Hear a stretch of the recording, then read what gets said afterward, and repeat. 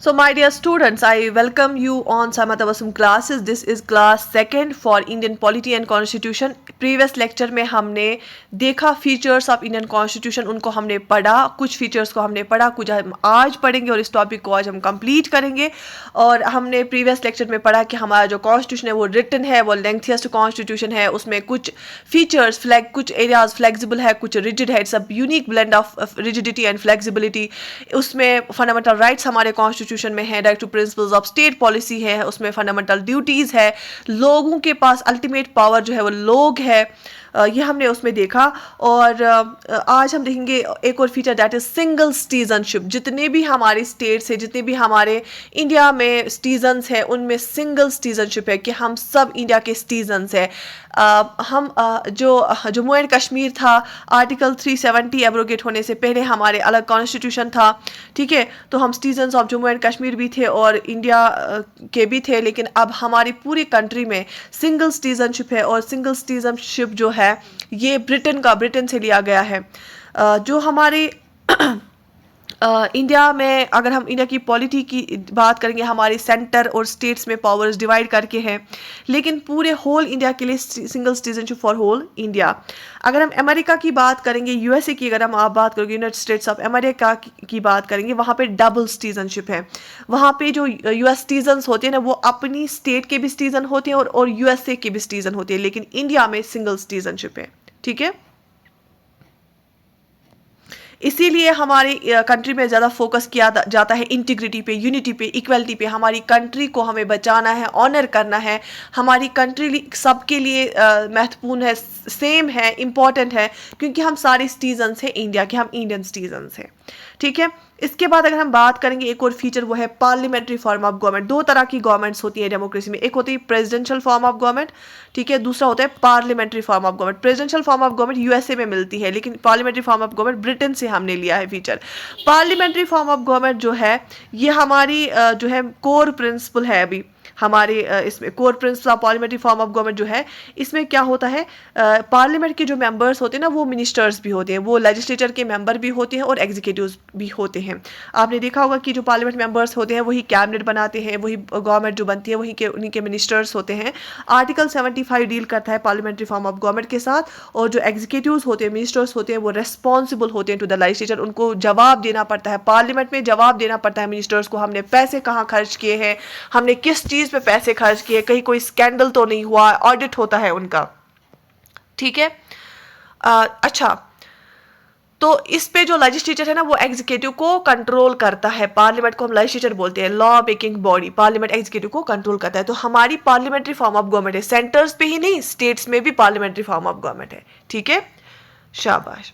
तो parliamentary form of government का main चीज़ होता है कि वो एग्जीक्यूटिव जो होता है ना, वो रेस्पॉन्सिबल टू द लेजिस्लेचर होता है, कि उसमें सवाल जवाब पूछा जाता है पार्लियामेंट में. पार्लियामेंट की जो कमिटीज़ है वो देखती हैं उनका कामकाज, ठीक. अच्छा, हमारी जो एक और प्रोविजन है वो है federal structure of government. Federal Indian state is federal का मतलब ये है कि जो पावर्स होते हैं ना, कि कौन सा पावर सेंटर को देना है, कौन सा स्टेट्स को देना है, वहाँ पे डिस्ट्रीब्यूशन हुआ है power between the centre and the states. जितने भी आइटम्स होते हैं, किन पे सेंटर ये बना सकता है, लॉ बना सकता है, किन पे स्टेट लॉ बना सकती है, वो डिस्ट्रीब्यूट हुआ है between the union and the states. लेकिन आपको याद रखना है, हमारा जो फेडरल सिस्टम है ना, वो परफेक्टली फेडरल नहीं है, उसको हम क्वासी फेडरल बोलते हैं. क्यों?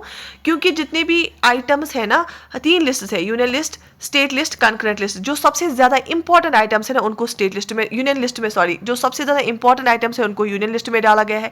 सबसे ज़्यादा आइटम्स भी यूनियन लिस्ट में डाले गए हैं. जो कम इंपॉर्टेंट है उनको स्टेट लिस्ट में डाला गया और कम आइटम्स भी स्टेट लिस्ट में डाले गए हैं. तो इसीलिए ये पूरी फेडरल नहीं है. डिवीजन ऑफ पावर तो हुआ है, लेकिन इंपॉर्टेंट जो प्रोविजन है वो सेंटर को अपने पास है.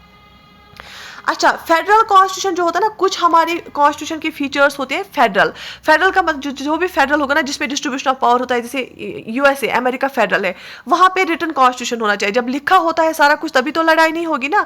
और कॉन्स्टिट्यूशन को बहुत वैल्यू दिया जाता है, सुप्रीम होता है. इंडिया में कॉन्स्टिट्यूशन हाईएस्ट डॉक्यूमेंट है, ठीक है. अच्छा, और यहाँ पे दो सेट्स ऑफ गवर्नमेंट होती है, मतलब सेंटर पे एक गवर्नमेंट होती है, स्टेट में दूसरी गवर्नमेंट होती है। डिवीजन ऑफ पावर होता है सेंटर और स्टेट के बीच में, और यहाँ पे इंडिपेंडेंट जुडिशरी होती है, मतलब कि जुडिशरी इसलिए इंडिपेंडेंट रखी गई है वो मिनिस्टर के इसमें दबाव में ना आए। तो कुछ फीचर्स होते हैं जो फेडरल कंट्री के फीचर्स क्या होते हैं, वहाँ का कॉन्स्टिट्यूशन रिटन होता है, कॉन्स्टिट्यूशन सुप्रीम होता है, वहाँ पे दो सेट्स ऑफ गवर्नमेंट होती है, दो लेवल्स पे, सेंटर पे भी और स्टेट्स पे भी। वहाँ पे डिवीजन ऑफ पावर होता है between the centre and the states, और वहाँ की जुडिशरी इंडिपेंडेंट होती है। ठीक है, अच्छा, एक फेडरल कंट्री हो गई जो जहां पे पावर डिस्ट्रीब्यूट होता है between the centre and states, दूसरी हो गई यूनिटरी। तो कुछ कंट्रीज होती है यूनिटरी जहां पे सेंटर और स्टेट में अलग अलग डिवीजन ऑफ पावर नहीं होता। यूनिटरी स्टेट जो होती हैं वहाँ पे इंडिया में तो मैंने बोला परफेक्टली फेडरल कंट्री नहीं है, यहाँ पे डिवीजन ऑफ पावर है, मगर ज़्यादातर पावरफुल कौन है, सेंटर पावरफुल है। अब हम कुछ ऐसे फीचर्स देखेंगे जिससे हम बोल सकते हैं कि इंडिया परफेक्टली फेडरल नहीं है, इसमें कुछ यूनिटरी फीचर्स भी है। वो क्या है, यहाँ पे इंडिया को डिस्क्राइब किया गया है यूनियन ऑफ स्टेट्स। हम बेसिकली इंडिया है स्टेट्स का यूनियन, स्टेट्स को यूनियन के अंडर ही चलना है, और हमारा जो इंडिया है ना ये एडमिनिस्ट्रेटिव पर्पजेज के लिए स्टेट्स में बांटा गया है। ठीक है, अगर हम अमेरिका की बात करेंगे वहाँ पे अलग अलग स्टेट्स आ गई और एक यूनियन बनाया इकट्ठे, लेकिन इंडिया में एक यूनियन था, उसको एडमिनिस्ट्रेटिव पर्पज के लिए स्टेटस बनाई गई। दूसरा है कि हमारे पास सिंगल सिटीजनशिप है, हम सब इंडिया के सिटीजन हैं, यहाँ पे स्टेट की अलग सिटीजनशिप नहीं है। यहाँ पे हमारी single integrated judiciary and administrative system है, जैसे कि सुप्रीम कोर्ट है, हाई कोर्ट है, लोअर कोर्ट है ना, तो हम यहाँ पे इंटीग्रेटेड जुडिशरी सिस्टम है। तो यूनिटरी फीचर ये एक है। अगर हम फेडरल की बात करेंगे, फेडरल में इंडिपेंडेंट होता है, यहाँ पे कोई इंटीग्रेटेड सिस्टम नहीं होता है, तो यहाँ पे इंटीग्रेटेड है, क्योंकि अगर सुप्रीम कोर्ट ऑर्डर निकालेगा वो सारे हाई कोर्ट्स को मानना पड़ेगा। ठीक है, अच्छा, जितनी भी मशीनरी होती है ना, जैसे इलेक्शन करना है, इलेक्शन कौन कराता है, इलेक्शन कमीशन ऑफ इंडिया, वो ना ही सिर्फ पार्लियामेंट इलेक्शन कराता है, वो स्टेट लेजिस्लेचर का इलेक्शन भी कराता है। ऑडिट अगर करना होता है, कैग करता है ऑडिट, वो सिर्फ सेंटर पे ऑडिट नहीं करता है, वो स्टेट में भी ऑडिट करता है। तो ये हमें दिखाता है कि इंडिया तो फेडरल है, लेकिन क्वासी फेडरल है, परफेक्टली फेडरल नहीं है, इसमें कुछ यूनिटी फीचर्स है जिसने सेंटर को पावरफुल बनाया है। State governments are appointed and governors are appointed remove by president. जो स्टेट के गवर्नर्स होते हैं ना, वो एजेंट होते हैं सेंटर के, उनको अपॉइंट भी करता है प्रेसिडेंट और रिमूव भी करता है प्रेसिडेंट। तो आप बताओ कौन है ज़्यादा पावरफुल, सेंटर ही ज़्यादा पावरफुल है। तो अदरवाइज फेडरलिज्म में ऐसा नहीं होता है, तो इसीलिए हम बोलते हैं इंडिया क्वासी फेडरल है। Status depend upon the union grant in aid. अब जब यूनियन उनको ग्रांट इन एड प्रोवाइड करेगा तभी स्टेट्स को पैसा ऐसे ग्रांट इन एड के तौर पे मिलेगा। ठीक है, अच्छा, अब अगर इमरजेंसी लगी ना इंडिया में, इमरजेंसी के टाइम पे इंडिया में स्टेट्स का पावर बिल्कुल कम हो जाता है, ये यूनिटरी सिस्टम बनता है, जैसे कि स्टेट्स है ही नहीं, तो इमरजेंसी के टाइम पे सेंटर पूरा पावरफुल बनता है। तो इसका मतलब ये है इंडिया फेडरल है, लेकिन ये क्वासी फेडरल है, परफेक्टली फेडरल नहीं है। फेडरलिज्म का मतलब होता है division of power between the centre and states. ठीक है, अब हमने देखा है कि फेडरलिज्म के लिए इंडिया में कौन से फेडरल फीचर्स है और इंडिया में कौन से यूनिटरी फीचर्स है। ठीक है, शाबाश। एक और ये क्या है फीचर इंडियन कॉन्स्टिट्यूशन का, वो है system of local self government. हमारे यहाँ लोकल सेल्फ गवर्नमेंट, यहाँ पे 3 टायर गवर्नमेंट है, एक तो है सेंट्रल लेवल, दूसरा है स्टेट लेवल, और है local self government, local self government. Local self government में क्या है, एक तो पंचायत है और म्यूनसिपलिटीज है। ठीक है, शाबाश। ये ग्रास रूट्स पे काम करती है, बिल्कुल लोअर लेवल पे काम करती है। इसे क्या होता है, डेमोक्रेटिक डिसेंट्रलाइजेशन भी हम बोलते हैं। बेसिकली गांधी जी का ये मानना था कि हमारे जो पार्लियामेंट्स है ना, हमारे जो पंचायत है ना, बहुत ही पावरफुल अच्छे होने चाहिए। तो directive principle of state policy जो पार्ट 4 में है, आर्टिकल 40 हमें ये बताता है पार्ट 4 का, कि there should be village panchayats. उसी को प्रैक्टिकल शेप दिया है किसने, जो पंचायत और म्यूनसिपलिटीज वाला चैप्टर है ना, ये वाला लेवल नहीं था हमारे पास पहले। फिर इसको 73rd कॉन्स्टिट्यूशन अमेंडमेंट जब आया और 74th कॉन्स्टिट्यूशन अमेंडमेंट जब आया 1992 में, उसने कॉन्स्टिट्यूशनल स्टेटस दिया पंचायत और म्यूनसिपलिटीज़ को, और हमारे कॉन्स्टिट्यूशन में ऐड किया गया ये 2 chapters, the panchayat and the municipalities. किसने, 73rd कॉन्स्टिट्यूशनल अमेंडमेंट एक्ट जब हुआ तो उसने पंचायत वाला चैप्टर ऐड किया, 74th कॉन्स्टिट्यूशनल अमेंडमेंट एक्ट जब हुआ ऐड तो इसने म्यूनसिपलिटीज़ वाला चैप्टर ऐड किया। तो हमारे पास क्या आ गया, system of local self government. अब ये जो 73rd और 74th कॉन्स्टिट्यूशनल अमेंडमेंट एक्ट हुआ, तो 73rd ने 9 पार्ट 9 ऐड किया और 11th शेड्यूल ऐड किया। 74th अमेंडमेंट एक्ट ने पार्ट 9A को ऐड किया और 12th शेड्यूल ऐड किया। मैंने आपको बोला कि जो इंडिया का कॉन्स्टिट्यूशन है वो ग्रोइंग लिविंग डॉक्यूमेंट है, वो उसमें अमेंडमेंट्स होती रहती हैं, ठीक है। तो हमारे पास पंचायत और म्यूनसिपलिटीज़ पहले नहीं थी कॉन्स्टिट्यूशन में। 73rd अमेंडमेंट एक्ट से क्या हुआ, पंचायत वाला चैप्टर आ गया, पार्ट 9 ऐड हुआ और 11th शेड्यूल ऐड हुआ, ठीक है। अच्छा, 74th कॉन्स्टिट्यूशन अमेंडमेंट एक्ट ने क्या किया, उसने म्यूनसिपलिटीज़ वाला चैप्टर ऐड किया, उसने पार्ट 9A ऐड किया और उसने 12th शेड्यूल ऐड किया, ठीक है। शाबाश।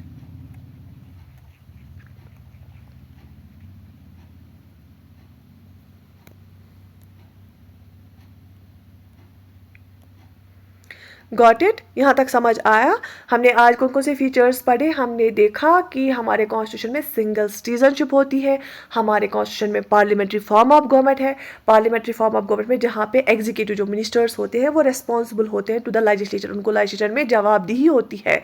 उसके बाद हमने देखा कि हमारे कॉन्स्टिट्यूशन में फेडरलिज्म है, फेडरल क्वासी फेडरल है इंडिया, इसमें division of power between the centre and states है, लेकिन सेंटर पावरफुल है। ये कनाडा से हमने लिया, कैनेडियन मॉडल की, जहाँ पे डिवीजन ऑफ पावर होता है लेकिन सेंटर स्ट्रांग रहता है। उसके बाद हमने देखा system of local self government है, और एक क्या हम अब देखेंगे, यहाँ पे इंडिपेंडेंट जुडिशरी तो है लेकिन इंटीग्रेटेड है, इंडिपेंडेंट और इंटीग्रेटेड। देखो ये फेडरल कंट्री का फीचर होता है, इंडिपेंडेंट जुडिशरी फेडरल कंट्री का, क्योंकि इंडिपेंडेंट जब जुडिशरी होगी ना वो किसी के दबाव में नहीं आएगी। जैसे अगर हमें सुप्रीम कोर्ट जज को निकालना होगा ना, वो मुश्किल है उसको निकालना, ठीक है, उसमें एक प्रोसीजर होता है जो बहुत मुश्किल। ऐसे नहीं कि उसने किसी जुडिशरी ने अगर किसी मिनिस्टर के खिलाफ कोई दी तो बस उसको निकालेंगे, ऐसे पॉसिबल नहीं होता है। इंटीग्रेटेड जुडिशरी का ये यूनिटी फीचर है। यूनिटी फीचर मतलब पूरी कंट्री में एक ही जुडिशल सिस्टम है, सुप्रीम कोर्ट ऑफ लॉ माना जाता है, अपर हायर कोर्ट ऑफ लॉ माना जाता है, उसके अंदर हाई कोर्ट्स है और हाई कोर्ट्स के अंदर फिर डिस्ट्रिक्ट कोर्ट्स और लोअर कोर्ट्स आते हैं, ठीक है। देखो independent judiciary is necessary to secure the philosophical foundations of rule of law and democracy. Independent judiciary क्यों जरूरी है, क्योंकि ताकि जुडिशरी किसी के प्रेशर में ना आए, जुडिशरी अपना काम अलग थलग से करे, वो as a check and balance करे, वो देखे कि एग्जीक्यूटिव कोई गलत काम तो नहीं कर रहा है, क्या ये कॉन्स्टिट्यूशन के हिसाब से चल रहा है कि नहीं चल रहा है। अगर गवर्नमेंट ने कोई लॉ बनाया, पार्लियामेंट कोई लॉ बनाएगा, जुडिशरी का काम होता है कि वो देखना क्या इसने कॉन्स्टिट्यूशन के हिसाब से काम किया है, इसने कॉन्स्टिट्यूशन के बाहर तो नहीं निकला है, ठीक है। Constitution has ensured the complete independence of judiciary in matters of appointments, administration and finances, ठीक है। और इसका जो अपना एडमिनिस्ट्रेशन होता है, फाइनेंस होता है, उसमें जुडिशरी को कंप्लीट इंडिपेंडेंस मिली है। Although supreme court is at the national level, high court is at the state level and subordinate courts are at district level and lower levels there is single hierarchy of courts, at the top the hierarchy is supreme court. तो यहाँ पे integrated judiciary का मतलब होता है कि हमारे top पे क्या है, सुप्रीम कोर्ट है, उसके नीचे हाई कोर्ट है, उसके नीचे सबऑर्डिनेट कोर्ट्स हैं, ठीक है। तो लेकिन टॉप पे कौन है, सुप्रीम कोर्ट। अगर सुप्रीम कोर्ट रिकॉर्ड अगर कोई मतलब कोई वर्डिक्ट देता है, वो बाकी कोर्ट्स भी अप्लाई करते हैं, ठीक है। The unified judicial system aims to promote and ensure justice to all citizens in a uniform manner. Supreme court क्यों है, क्योंकि सो दैट कि हमारी सारी सिटीजंस को यूनिफॉर्म मैनर में इंसाफ मिले, ठीक है, यूनिफॉर्म मैनर में इंसाफ मिले। तो ये प्रेसिडेंट सेट करता है, कोई भी वर्डिक्ट जब आता है तो बाकी कोर्ट्स भी उसको अप्लाई करते हैं, ठीक। अच्छा, एक और फीचर है, वो क्या है, universal adult franchise. Universal adult franchise का मतलब होता है जितने भी हमारे बालिग अडल्ट इंसान है, पर्सन्स है, उनको राइट टू वोट मिलता है, वोट देने का अधिकार मिलता है, वोट देने का हक मिलता है। Article 326 defines the universal adult franchise as a basis for elections at all levels of the elected government. तो आर्टिकल 32 क्या करता है, डिफाइन यूनिवर्सल अडल्ट फ्रेंचाइज। वो बोलता है जितने भी हमारे इलेक्शंस होते, कौन कौन से इलेक्शंस होते, एक होता है पार्लियामेंट वाला इलेक्शन, दूसरा होता है स्टेट लेजिस्लेचर वाला इलेक्शन, है ना, असेंबली इलेक्शन, तीसरा होता है लोकल सेल्फ गवर्नमेंट के लिए इलेक्शन। तीनों इलेक्शंस के लिए यहाँ पे जितने भी अडल्ट्स होते हैं उनको राइट टू वोट मिलता है। वो चाहे हिंदू हो, मुस्लिम हो, सिख हो, उनको राइट टू वोट मिलता है। चाहे वो लोअर कास्ट से हो, हायर कास्ट हो, उनको राइट टू वोट मिलता है। चाहे फीमेल हो, मेल हो, थर्ड जेंडर हो, उनको राइट टू वोट मिलता है। और यहाँ पे राइट टू वोट मिलने का एज क्या है, वो है 18 ईयर्स। क्या है, पहले 21 ईयर्स थी, फिर उसको कम किया गया, अब 18 ईयर्स है। जो भी 18 साल का अडल्ट होता है, यहाँ पे जो भी 18 साल की लड़की, 18 साल का लड़का है, उनको राइट टू वोट मिलता है, ठीक है, उनको अधिकार मिलता है वोट डालने का, ठीक है।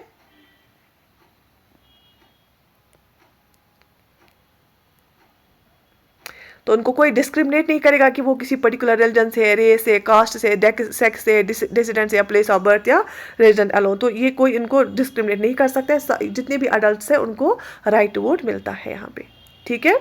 Special attention to scheduled areas and scheduled tribes, ये भी एक फीचर है हमारे कॉन्स्टिट्यूशन में। कुछ शेड्यूल्स रखे गए, एक तो है 5th शेड्यूल, याद रखते हैं, और दूसरा है 6th शेड्यूल। 2 शेड्यूल्स रखे गए, 5th शेड्यूल और 6th शेड्यूल। ये रखे गए हैं खास अटेंशन देने के लिए, एक तो शेड्यूल्ड एरियाज के लिए और शेड्यूल्ड ट्राइब्स के लिए, ठीक है, जो ट्राइबल एरियाज होते हैं। तो the 5th and 6th schedules the constitution gives special attention to the needs of states in the north east and central parts of India। जो हमारे नॉर्थ ईस्ट या सेंट्रल पार्ट्स में शेड्यूल्ड एरियाज होते हैं, scheduled tribes होते हैं, उनको particular attention देने के लिए 5th और 6th शेड्यूल रखा गया है।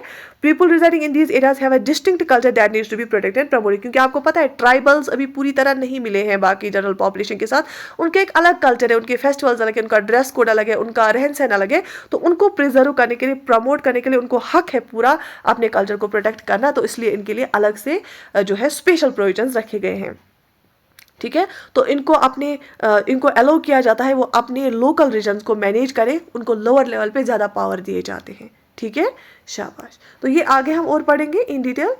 अच्छा, एक और प्रोविजन है इमरजेंसी प्रोविजंस। हमारे कॉन्स्टिट्यूशन में इमरजेंसी प्रोविजंस रखे गए हैं, जो कि पार्ट, याद रख लेना, इमरजेंसी प्रोविजंस पार्ट 18 में रखे गए हैं। हमारे कॉन्स्टिट्यूशन के पार्ट 18 में इमरजेंसी प्रोविजंस आते हैं। आर्टिकल 352 से लेके आर्टिकल 360 डील करता है इमरजेंसी के साथ। आर्टिकल 352 से लेके आर्टिकल 360 तक डील करता है किसके साथ? इमरजेंसी प्रोविजंस के साथ, ठीक है। कभी कभी कुछ अनफोर्चुनेट सर्कमस्टेंसेस होती हैं, हमें लगता है हमारी कंट्री को थ्रेट है या वॉर होता है, उस टाइम इमरजेंसी होती है, और पार्ट 18 में रखा गया है आर्टिकल 352 और 360। चाहे वो वॉर के बेस पे नेशनल इमरजेंसी हो, प्रेसिडेंट्स रूल हो, या फाइनेंशियल इमरजेंसी हो, उस टाइम पे अलग से हमारे पास प्रोविजंस दिए गए हैं, उस टाइम पे कैसे क्या होगा, ठीक है। उसमें क्या क्या चेंजेस आएंगी, उसमें हमारा जो फेडरल स्ट्रक्चर है ना, पूरा यूनिटरी करेक्टर बनता है। उसमें स्टेट्स के पास उतना पावर नहीं रहता है, सेंटर पे पूरा पावर चला जाता है, यूनिटरी फीचर बनता है, उस टाइम हमारी कंट्री यूनिटरी बनती है। तो इमरजेंसी प्रोविजंस भी रखे गए हैं, ठीक है। ये ऐसे प्रोविजंस हैं जो आपको पता होने चाहिए, ऐसे फीचर्स हैं जो आपको पता होने चाहिए। मुझे उम्मीद है आपको बहुत ज़्यादा समझ आया होगा। ये सारे जब हम आपको अंदर से देखे हैं सिलेबस में, fundamental rights, fundamental duties, directive principles of state policy, वो सारा रिपीट हो जाएगा, और इंशाल्लाह जब हम एमसीक्यूज भी करेंगे तो उसके थ्रू भी आपको सारा रिवाइज हो जाएगा। अगर कोई हमारे बैच में जुड़ना चाहता है, सुपरवाइजर या पटवारी बैच या कांस्टेबल बैच, आप ज्वाइन कर सकते हैं। हमारी एप्लीकेशन डाउनलोड कर लीजिए साइमा तबस्सुम क्लासेस के नाम से, और वहाँ पे आके रजिस्टर कर सकते हैं। रजिस्ट्रेशन ओपन है, और जितने भी हमारे एमसीक्यू सीरीज़ है वो हमारी YouTube channel Saima Tabassum classes पे आती हैं, और हमारी जो इंस्टाग्राम चैनल है साइमा तबस्सुम क्लास के नाम से, आप वहाँ ज्वाइन कर सकते हैं फॉर मोर अपडेट्स। एंड हमारी व्हाट्सएप चैनल भी है साइमा तबस्सुम क्लासेस के नाम से। I wish you all the best, take very good care of yourself. If you have any query you can write that in the comment section.